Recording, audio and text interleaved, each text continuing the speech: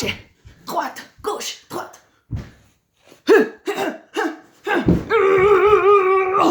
Oh, ça défoule. Ça fait tellement du bien. Coach Jess, toujours là, prête à l'entraînement. Je te dis, cette semaine, là, j'en ai plus que ras-le-bol de jouer avec mon frère et ma soeur. Ils sont vraiment énervants à la fin.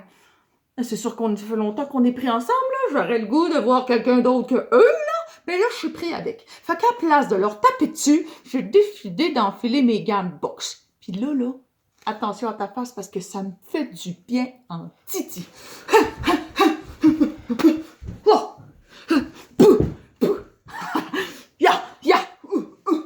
Ah, avoue que ça fait mal, hein?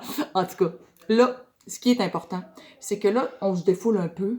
On est capable de gérer en faisant du tapage sur quelque chose d'autre que notre frère et notre sœur.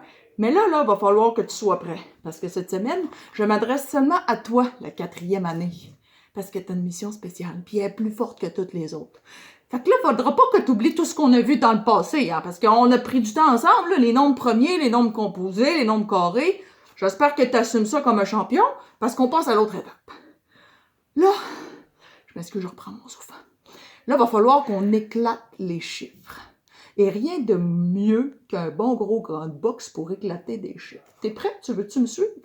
Parce que je vais te montrer à assurer dans tes devoirs, si au moins ton frère, ta soeur te tape ses nerfs, tu vas être capable de te défouler sur tes chiffres, sans faire de mal à personne, puis tu vas être un grand champion de tes devoirs. Fait qu'on y va ensemble, je te montre comment on va faire. On parle des facteurs premiers. Ça, c'est le nom scientifique mathématique. Mais je vais te dire, ben franchement, là, moi, ce que j'aime, c'est de faire éclater les chiffres. OK?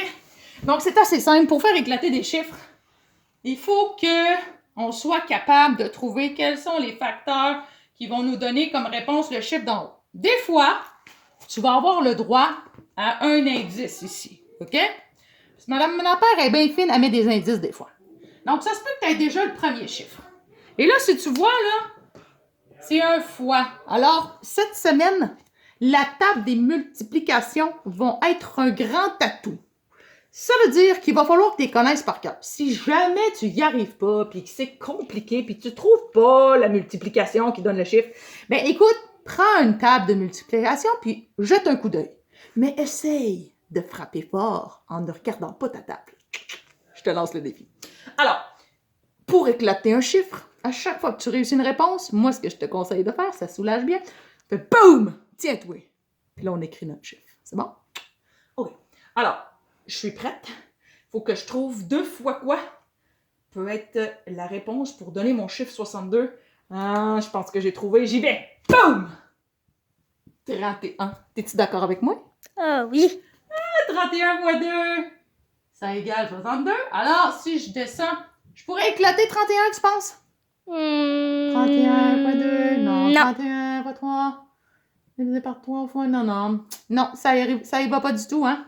Alors, ce serait notre dernier chiffre. Tu comprends? On peut pas le séparer, on peut pas l'éclater davantage. Ici, j'essaye pour mon 2.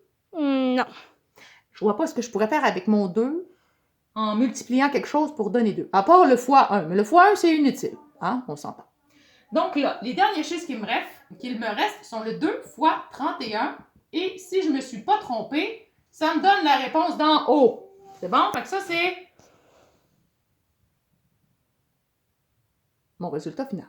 62. 62. Ça redonne la même chose. Mais là ça, c'est facile. On va passer à un autre exemple, OK? On va passer à l'exemple du 140. Là, il faut frapper fort. Parce que là, on a notre indice de 2. Mais là, il faut encore que je devine fois quoi. Ça va me donner mon chiffre d'en haut, là. Hein? Est-ce que tu es prêt? Tu as-tu pensé? Je te donne 3 secondes. 3, 2, 1, j'ai trouvé! Boum! 70. Est-ce que tu es d'accord avec moi que 70 fois 2, ben ça nous donne 140? Ouais, je suis bien d'accord. Ouais, c'est bon parce que moi aussi, je suis bien d'accord avec ma réponse.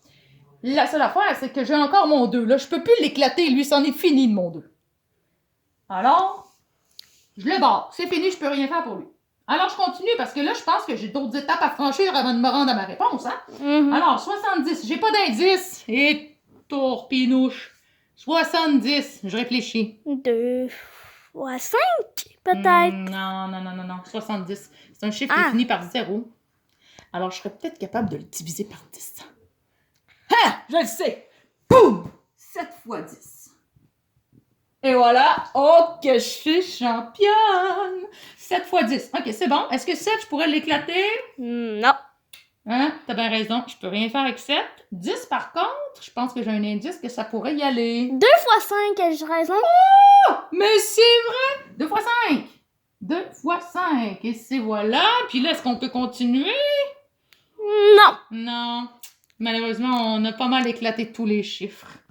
Alors, une fois qu'on a fait tous les chiffres comme ça, qu'on est en bas de notre graphique, il faut oublier personne, hein? Parce que tu vas voir dans les exercices, tu vas déjà avoir la ligne qui va te permettre de retranscrire tous tes éléments pour être sûr d'arriver à la fin à ta réponse, hein? Tu comprends? Donc, 2 fois le 7, on va le rechercher. Le 2, on va le chercher. Le 5, on va le chercher. Et en principe, notre réponse donne 140.